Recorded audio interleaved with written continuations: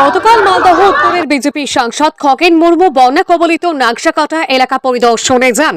সেখানে ত্রাণ বিতরণের সময় স্থানীয় কিছু মানুষের বিক্ষোভের মুখে পড়েন তিনি। অভিযোগ, সেই সময় তার উপর হামলা চালানো হয়। হামলায় সাংসদ খগেন মুর্মুর রক্তাক্ত হন, তার গাড়িও ভাঙচুর করা হয়।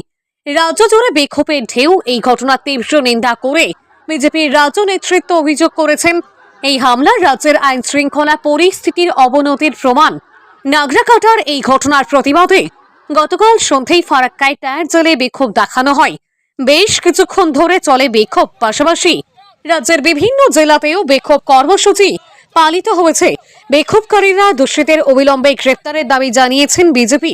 যদি এই বিষয়ে বিজেপির এক কর্মী বলেন, এটা পরিকল্পিতভাবে তৃণমূলের হারমাত বাহিনীরা এই ঘটনা ঘটিয়েছে। আমাদের মাননীয় আদিবাসী সাংসদ মাননীয় খগেন মুর্মুর ওপর এবং আমাদের বিধায়ক শঙ্কর ঘোষ, আমাদের বিধানসভার প্রধান হুইপ, ওনাদের ওপরে যে হামলা করা হয়েছে তৃণমূল দুষ্কৃতীদের দ্বারা এবং রোহিঙ্গাদের দ্বারা, ভাবুন আজ পশ্চিমবঙ্গটা কোন জায়গায় পৌঁছেছে।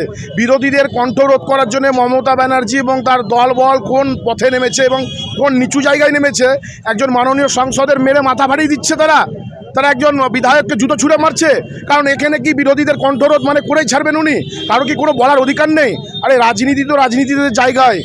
আজকে তারা গেছিলেন উত্তরবঙ্গর বন্যা কবলিত এরিয়া দেখতে।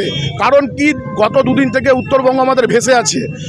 20 জনের ওপরে মানুষ মারা গেছেন এবং অফিসিয়াল আনঅফিসিয়াল 50 জন এখনও আমাদের খুঁজে পাওয়া যাচ্ছে না। সেখানে উত্তরবঙ্গে মাননীয় মুখ্যমন্ত্রী তো জাননি উনি কী করেছেন না, কার্নিভাল করে কলকাতাতে বসে ঢ্যাং ঢ্যাং করে নেচেছেন। হাইরে আমাদের মুখ্যমন্ত্রী, আর হাইরে আমাদের কপাল, আমরা এত সুন্দর একজন মুখ্যমন্ত্রী পেয়েছি যিনি উত্তরবঙ্গের মানুষরা মরছেন আর উনি নাকি কার্নিভালে নাচছেন। ওনার দায়িত্ববোধ তো নেই। সেই দায়িত্ববোধ বিজেপির পরিবারের মধ্যে আছে বলে আমাদের সাংসদ এবং বিধায়করা আজ বন্যা কবলিত এরিয়া দেখতে গেছিলেন। সেই বন্যা কবলিত এরিয়াতে তৃণমূলের দুষ্কৃতীদের দ্বারা তাদেরকে হামলা করা এবং মারা হয়। এই মারের বদলা কিন্তু আমরা নিবই, ছাড়বো না। কারণ বিজেপির কণ্ঠরোধ রক্ত ঝরুক না, আমাদের এমপি এমএলএ রক্ত ঝরাতে রাজি আছে এবং সাধারণ কর্মীরাও রক্ত ঝরাতে রাজি আছে, কোনো অসুবিধা নেই। আমরা বিজেপি করি বুকে সাহস নিয়ে, আমরা যা সাধারণ মানুষের জন্য আমাদের জীবন উৎসর্গ করে দিয়েছি। তৃণমূল মারুক, কোনো ভয় করি না, কিন্তু এর বদলে আমরা ছাড়বো না, বদলা নেবই আমরা। আমার নাম রৌনক সাহেব, ফারাক্কা মন্ডল মোর্চার সভাপতি।